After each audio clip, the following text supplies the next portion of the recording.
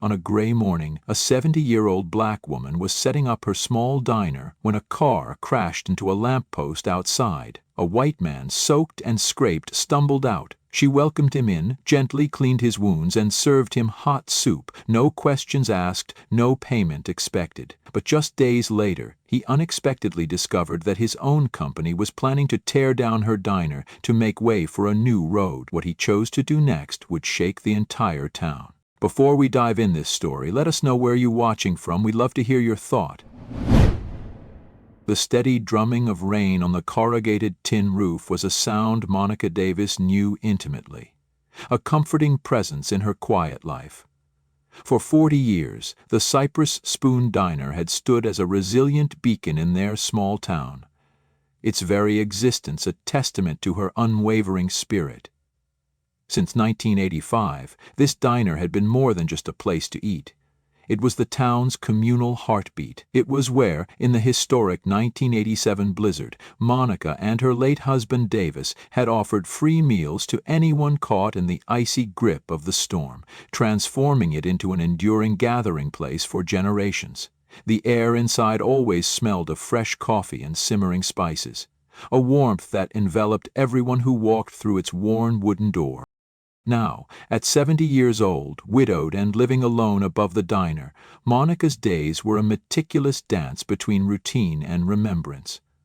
Her silver, curly hair, often tied neatly, was a bit loose today, softening the edges of her tired face, a few strands falling gently around her shoulders as she moved with a practiced slowness, her hands trembling ever so slightly as she went about her morning ritual. Monica watched the clock, knowing soon the first early risers would start trickling in, expecting her usual cheerful greeting and a hot cup of their favorite brew. The thought brought a faint smile to her lips, a small warmth in her chest, reminding her why she kept the place running despite her age. She carefully prepared 2 cups of ginger tea, the fragrant steam rising around her, carrying with it a faint echo of simpler times.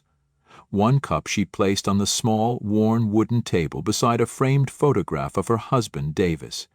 It was a clear, unsmiling photo from his military days, yet his eyes held a warmth she still felt acutely. This quiet offering had been her constant practice for 7 years now, ever since he had passed away in 2018. She often found herself talking to his picture, sharing the day's small joys and worries, feeling his presence in the quiet moments of the diner. Monica then settled onto a low wooden stool, its surface smooth from decades of use, the rhythmic patter of rain filling the silence. At this early hour, the street was still mostly empty, save for a distant delivery truck that slowed momentarily before continuing on its way. The diner's first customers hadn't yet arrived. The chill in the air seemed to seep into her bones, making her shiver, a sensation that had become increasingly familiar. She took a slow sip of her tea, its warmth spreading through her, a small comfort against the persistent chill. Her mind drifted back, as it often did on days like this, to Davis. He had served as an army chef, a quiet hero in the Gulf War from 1990 to 1991. He'd often spoken in fragments about cooking for American soldiers and about the simple acts of compassion he witnessed, even amidst the chaos of conflict. He believed in feeding not just the body, but the soul. One memory in particular always surfaced: a letter from a Jewish soldier, a survivor of a missile attack. In a land where friend and foe had ceased to exist, the letter read, "He shared half a bowl of soup with me, and he kept me alive." Monica had cherished that letter, keeping it tucked away in the very cookbook she now held. She turned its worn leather-bound cover, her fingers tracing the faded script within, a testament to a life lived fully, bravely, and with immense compassion. These stories, these acts of simple kindness, were the true foundations of the Cypress Spoon, the unseen ingredients in every dish she served. Despite the weariness that clung to her like the morning mist, a flicker of that old resilience ignited in her eyes. She pushed herself up from the stool, her movements slow but determined, and shuffled towards the kitchen, her gaze fixed on the quiet hum of the stove, ensuring everything was ready for another day. Just as Monica finished checking the stove, preparing for the first rush of the day, the quiet hum of the diner was shattered.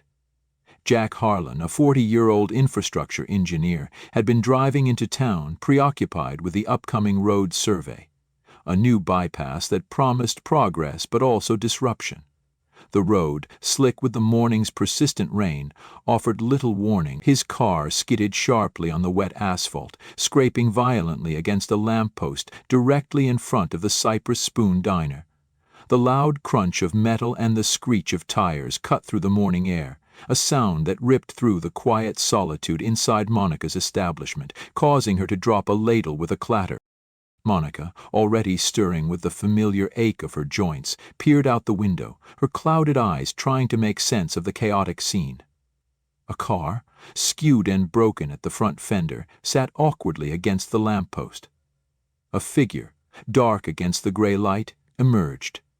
Jack Harlan, disoriented but moving slowly, pulled himself from the driver's side. His gray shirt, now rumpled and clinging to him, was damp with rain, and his brown hair was plastered to his forehead in wet, unruly strands.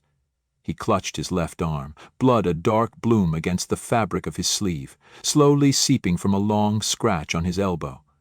A small tear marred his shirt at the shoulder, his face already pale from the cold, but he forced a strained smile, a desperate attempt to appear unaffected, to reassure the elderly woman now slowly approaching the diner's front door, her worry etched plainly on her face.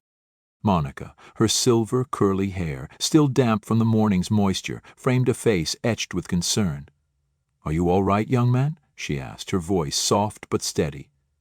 She took in his pale face, the blood-stained sleeve, and immediately offered, "I call emergency services."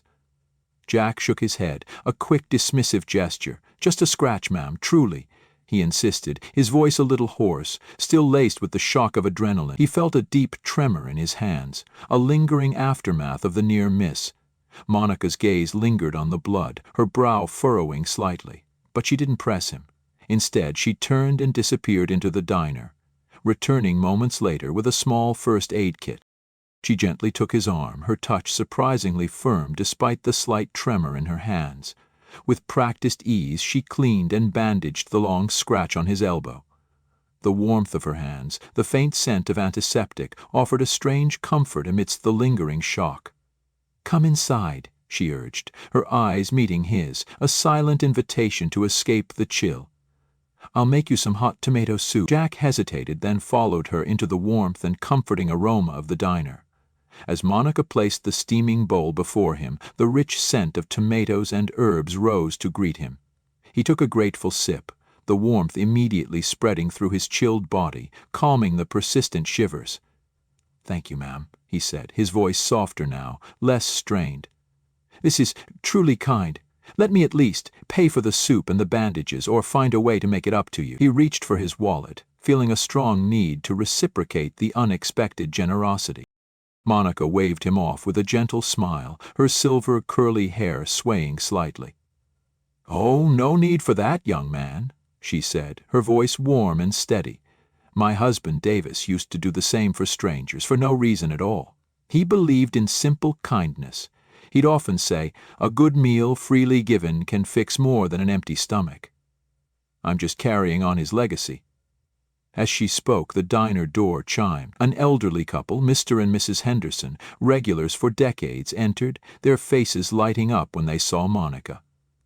"Morning, Monica! That soup smells divine as always," Mr. Henderson called out, and Mrs. Henderson waved cheerfully. Monica returned their greetings with genuine warmth, her face softening even more. Jack watched the exchange.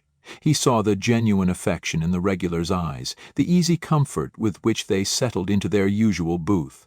As more customers slowly arrived, filling the space with friendly chatter and the clatter of cutlery, Jack noticed Monica moved among them effortlessly, a quiet matriarch greeting each by name, sharing a quick word or a knowing smile. He took another spoonful of soup, the flavor rich and homemade, a stark contrast to the sterile, impersonal food he usually ate. The warmth of the diner, the gentle hum of conversation, and Monica's unwavering kindness began to seep into him, easing the tension from the accident, replacing it with a quiet appreciation. He looked around, taking in the worn counter, the comfortable, slightly scuffed booths, and a faint, almost invisible scratch near the edge of the kitchen counter. Monica's gaze, soft with a distant memory, drifted to that faint scratch. Her eyes traced its tiny imperfection in the polished wood. Her silver hair, catching the subtle diner light, shimmered softly as she turned her head, a wistful smile touching her lips. "My husband made this mark the very first day we opened, back in 1985, she recounted to Jack, her voice carrying the gentle weight of a cherished past. Hell set a pot of soup down too hard, laughing loudly. "A scratch is a memory, Monica. I kept it to remember." Her eyes, though dimmed by age, held a faraway look, reliving that vibrant moment from decades past, a foundational memory of the place. She sighed, a deep, weary sound that seemed to carry the full weight of the 40 years the diner had stood and the personal cost of keeping it alive. "But sometimes," she confessed, her voice barely above a whisper, the weariness evident in every syllable, "I fear I hold on to too many old things, too many memories perhaps that weigh me down." Jack watched her, a knot forming in his stomach. The warmth of the soup did little to quell the chill that had truly settled in his heart. A premonition of the task that lay ahead, the cold, hard reality of his company's plans for this road, for this street, for this very diner, settled over him. The lingering scent of damp earth and distant asphalt clung to Jack Harlan as he walked into his company's office. The conversation with Monica, her quiet kindness, and the small diner's worn charm had left a quiet ache in his chest, a stark contrast to the sterile efficiency of his workplace. He settled into his cubicle, the hum of computers and the murmur of distant voices filling the air. He opened his project files, the details of the proposed road expansion sprawling across his screen. Jack had known the general route of the bypass for months, but as he zoomed in on the detailed zoning maps, his eyes snagged on a familiar outline. There it was, the Cypress Spoon Diner's address, clearly marked within the new road's right-of-way. This expansion plan was designed to cut through that very block, earmarking the entire row of old storefronts, including Monica's beloved diner, for demolition. A sudden cold dread washed over him, chilling him far more than the morning rain. Immediately, Jack began meticulously poring over blueprints, searching for an alternative. He found a slight, almost imperceptible curve in the planned bypass, a possibility. This was his first attempt to find a solution within the company's framework. The next morning, with his prepared proposal, Jack decided to confront Paula directly. A sharp voice cut through his thoughts. Jack, a word. Paula, his project manager, a woman whose ambition was as sharp as her perfectly tailored suits, stood by his desk. Her eyes, usually calm, held a steely glint. Jack felt a knot tighten in his stomach. He knew Paula meticulously tracked project progress and every employee's move. His sudden search for an alternative solution for an already finalized plan had surely raised her suspicions. She gestured for him to follow her into a small, glass-walled conference room. The door hissed shut behind them, amplifying the tension. Paula wasted no time. "The plan is finalized on paper. Any changes now would blow the budget sky-high," she stated. Jack tried to present his proposal, explaining the new curve that could save the diner, but Paula cut him off, her gaze unwavering. "Your proposal is not feasible, and you'll lose your chance at that promotion if you're stubborn, Jack. Don't make waves." Her words hung in the air, a clear, unspoken threat that resonated in Jack's mind. Jack clenched his pen so tightly his knuckles turned white. The image of Monica's fragile hands bandaging his arm, her silver hair framing her weary but kind face, flashed clearly before his eyes. Paula's warning and threat about being stubborn and making waves brought an immediate, visceral jolt, transporting him back to his youth. He saw, as clearly as if it were yesterday, the demolition of the small, beloved church in his hometown, the place where his grandmother had prayed every Sunday. He remembered the dust, the cries of the elders, and his own raw, impotent rage at being unable to stop it. That same bitter taste filled his mouth now. He had felt powerless then, but now a deep gnawing yearning to do the right thing, to somehow make amends for past failures ignited within him. This diner, this old woman, they had unknowingly become a focal point for that long-suppressed desire. He knew he was risking his career, but the urgent need to act for the Cypress spoon outweighed any fear. He knew that subtle action hadn't worked. He knew he had to go back to the diner tonight. The diner was closed, only a faint light illuminating Monica as she wiped down the last table. The little bell above the door chimed softly as Jack stepped inside. Monica looked up, her wavy silver hair a soft halo under the dim lights. She regarded Jack with surprise. Jack cleared his throat, his voice a little strained with tension. "Ma'am, Monica," he began, "I heard about the new road plans. It seems they will affect this diner." Monica's eyes welled, her hand gripping the damp rag. "The new road? Are you certain?" "I'd heard rumors from regulars, and I've seen the tiny survey stakes outside the porch, but I didn't want to believe the Cypress spoon could be erased. This diner is all Davis and I built. They can't just take it." Her voice choked with worry, her shoulders slumping slightly. Jack nodded, his voice firm, resolute. "I want to help, Monica. I've looked at the plans. I believe there's a way to save it. Perhaps by working with the town council or seeking to have it recognized as a significant historical site. It deserves to stay. I'll find a way, Monica, I promise." Jack's offer was not an empty promise, but a genuine commitment, aligned with his knowledge and skills. Monica looked at him, her eyes, though tired, brimming with a sudden, overwhelming gratitude. "Oh, Jack," she whispered, her voice thick with emotion, "thank you. Thank you for even trying. After all this time to have someone care. It means more than words can say." Her trembling hand reached out, gently touching his arm in a gesture of profound thanks. After that conversation, the tiny survey stakes outside the diner's porch weighed heavily on Monica's heart. She'd heard rumors of the new road from regulars, but Jack's confirmation had turned vague apprehension into an immediate threat. Her eyes blurred, not just from the dampness of the room, but from a deeper well of fatigue and emotion. She thought of all the years, the endless days, the sacrifices, the very fabric of her life woven into the Cypress spoon. A sudden, violent cough racked her body, forcing her to double over. She struggled to catch her breath, pressing a hand to her chest, her heart hammering. The cough lingered, a persistent ache, and she had to slowly lower herself onto a nearby chair, closing her eyes for a long moment, just to steady herself and regain her strength.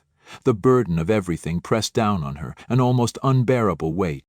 The following morning, Jack Harlan returned to his office with a singular, unwavering purpose.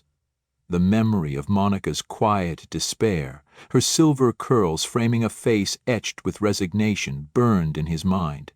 He spent the entire day hunched over his computer, fueled by strong coffee and a fierce determination. He meticulously drafted a new proposal. Not for the road expansion, but to save the Cypress spoon. His fingers flew across the keyboard, weaving a narrative that highlighted the diner's profound value as a community heritage site. He argued that it wasn't just a building, but the town's living history, the sole remaining establishment still active since the end of the Gulf War in 1991. A place that had served as a bedrock of support through the devastating blizzard of 1987 and countless other local crises. He specifically cited its significance for a potential inclusion in the State Register of Historic Places, detailing how its long-standing service, unique community role, and architectural period style made it a prime candidate for preservation. Each word he typed was a silent promise to Monica, a silent battle against the corporate machinery. The injustice of losing such a place, especially one so deeply embedded in the town's fabric, gnawed at him, pushing him to work faster, harder. Just as he finished the final touches, Paula appeared in his doorway, her face grim. "Jack," she began, her voice low and laced with cold fury, "you chose the wrong side." Her words hit him like a physical blow, but he met her gaze directly, his jaw set. "This diner isn't just property, Paula," he retorted, his voice steady despite the tremor in his hands. "It's history. It's a testament to kindness. It qualifies for preservation. Paula's lips thinned. "You're off the project effective immediately," she stated, her tone final. Jack's heart sank, a heavy stone in his chest, knowing the immediate financial and professional consequences. His contract was terminated, likely without severance, and the legal department would pursue him for insubordination and breach of contract. This would certainly be a black mark on his resume, making future employment in his specialized field incredibly difficult. But a strange sense of liberation also flickered within him. He was no longer bound by corporate demands. Now he could truly fight. For the next several months, Jack threw himself into an exhausting uphill battle. He ignored Paula's threats and the increasingly formal letters from his former company's legal team, knowing his career there was definitively over. The immediate impact was harsh. His savings dwindled, and finding new engineering work proved near impossible with the cloud of uncertainty and the gnawing fear of a protracted legal battle. Yet the memory of Monica's weary face and the small wooden spoon he now kept in his pocket, a silent token of her faith, kept him going. He tirelessly sought pro bono legal counsel, explaining Monica's story, the diner's history, and its deep communal roots to anyone who would listen. His efforts were not solitary. The moment news of the diner's impending demolition became widely known, the town rallied. Monica's regulars, from Mr. and Mrs. Henderson to the local high school history teacher, formed a Save the Cypress Spoon committee. They organized town hall meetings in the community center, where passionate residents shared stories of how the diner had touched their lives. Petitions circulated, gathering hundreds of signatures, some even delivered personally to the mayor's office. Children drew colorful pictures of the diner and hung them on its windows. A small fundraising drive began, collecting donations to cover initial legal fees. The local Historical Preservation Society, upon hearing the details of the Cypress spoon's long history and its unique community role, enthusiastically joined the cause, providing invaluable research and formal applications for historic designation. They emphasized the diner's unique role as a post-war community hub and a symbol of local resilience. Local news outlets, sensing a powerful human interest story, began to cover the struggle, putting pressure on the city council. Jack, now working closely with legal experts and local activists, became the unofficial coordinator of this growing movement, poring over documents, preparing presentations, and feeling the immense weight of the diner's legacy resting squarely on his shoulders. He was doing this for Monica, for the soul of the town, and for the young man he once was, who couldn't save his grandmother's church. It was a race against time, a collective battle against an indifferent system. One breezy afternoon, the drizzle turned back into a soft, steady rain, washing over the town. Monica, leaning gently on a cane now, her silver hair slightly damp and clinging to her cheeks, walked slowly beside Jack. They moved along the quiet street, the sound of their footsteps muffled by the wet pavement. Jack, though still burdened by his personal, financial, and legal worries, felt a new sense of purpose. He noticed a small banner put up by the committee near the diner that read, "Cypress Spoon, Our History, Our Heart." He extended his umbrella, a gesture of quiet comfort, shielding Monica from the rain. "My husband used to say," she began, her voice soft but clear, her words carrying the wisdom of years, "that a place that saves people should be saved in return. You're doing the right thing, Jack, and look at our town. They're all fighting with us." Her simple affirmation, coupled with the visible outpouring of community support, was a balm to his frayed nerves, a quiet confirmation that their collective fight was just. Months passed. The provisional stay of demolition granted by the initial local historical landmark declaration was merely the first hard-won battle in a protracted war. The process of full, state-level historical designation was agonizingly slow, requiring endless documentation, public hearings, and expert reviews. Simultaneously, the city council, facing public pressure and the legal complexities of eminent domain, reluctantly began exploring alternative bypass designs. The quick 2-month adjustment Paula had envisioned turned into an 18-month re-evaluation phase involving environmental impact studies, traffic flow analyses for new routes, and extensive public consultations. Jack was at the heart of it all, no longer an employee, but a passionate advocate. He received occasional terse legal letters from his former company, reminders of the ongoing legal dispute. But he found new purpose in consulting for the Historical Society and various community groups, accepting minimal payment, just enough to get by. He had no illusions about returning to his old life, but a quiet resolve settled in him. Throughout these grueling months, Monica's health, though stable, remained delicate. The initial wave of despair had subsided, replaced by a quiet determination fueled by the community's fight. She continued to manage the diner with Mrs. Gable's steadfast help, but also with newfound assistance from younger volunteers, from the Save the Cypress Spoon Committee, who helped with serving, cleaning, and even bringing her homemade meals upstairs. Her cough, while still present, was less debilitating, a sign that the immense stress had eased, but her lungs, burdened by age and years of demanding work, were not miraculously healed. She still needed her cane on bad days, and her movements remained slow. One late autumn afternoon, as the leaves outside the Cypress Spoon turned fiery red and gold, a sense of cautious optimism finally settled over the town. After nearly a year and a half of relentless effort, countless community meetings, numerous legal challenges, and extensive design revisions, the official news arrived.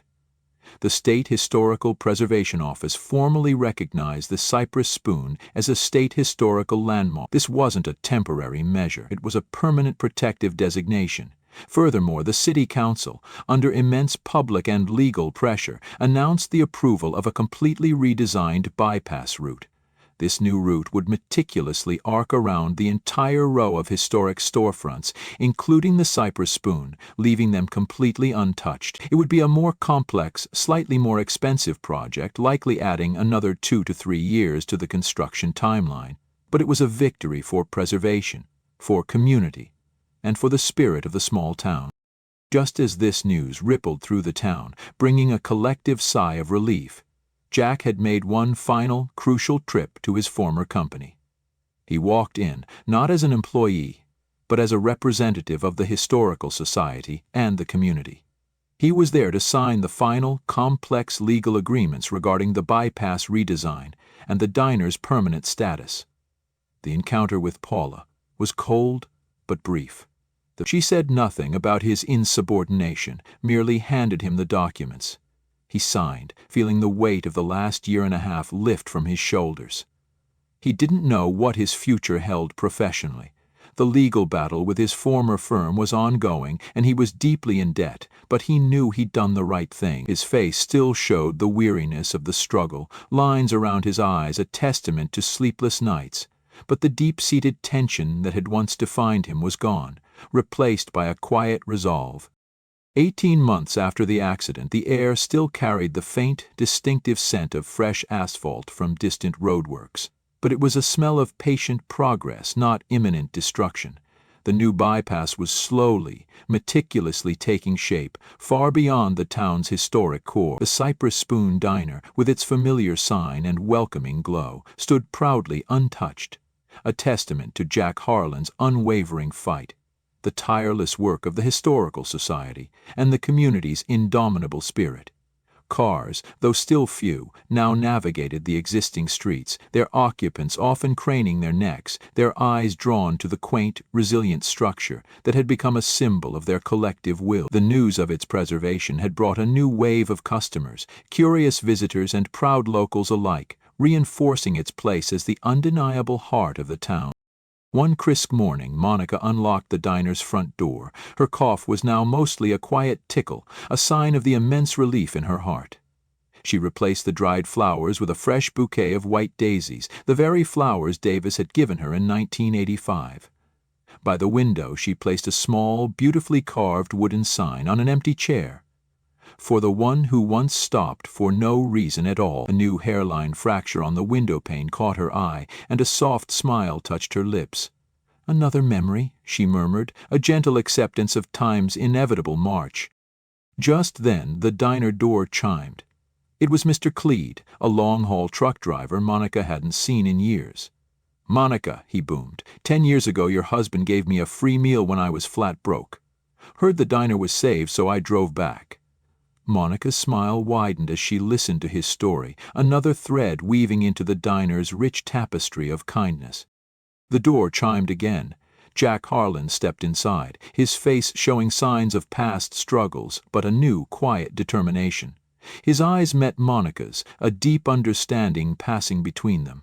He walked towards the window, drawn to the chair with the wooden sign. Monica, leaning lightly on her cane, gently placed her hand on the back of the chair. "That chair," she said, her voice warm, "is for the nameless benefactor, the kindness that appears when you least expect it." She then gestured to the chair beside it, her eyes twinkling. This one is for the one who stayed." Jack smiled, a genuine, unburdened smile. He pulled out an old leather-bound notebook. "I found this at the Historical Preservation Society," he said, handing it to Monica. "It was your husband's. His recipes, his notes from the war." Monica's hands trembled as she took the book, her eyes blurring with unshed tears. They sat in comfortable silence, sipping ginger tea. Monica, visibly less burdened, still received help from Mrs. Gable and a steady stream of community volunteers. Jack, navigating his new life and an ongoing legal battle, found quiet satisfaction in his work, consulting for small community preservation efforts, a path that paid less but offered profound purpose. They watched the sunlight stream through the diner's old windows, illuminating the dust motes dancing in the air. Tiny specks of the past, now bathed in the gentle light of a hopeful future. Join us to share meaningful stories by hitting the like and subscribe buttons. Don't forget to turn on the notification bell to start your day with profound lessons and heartfelt empathy.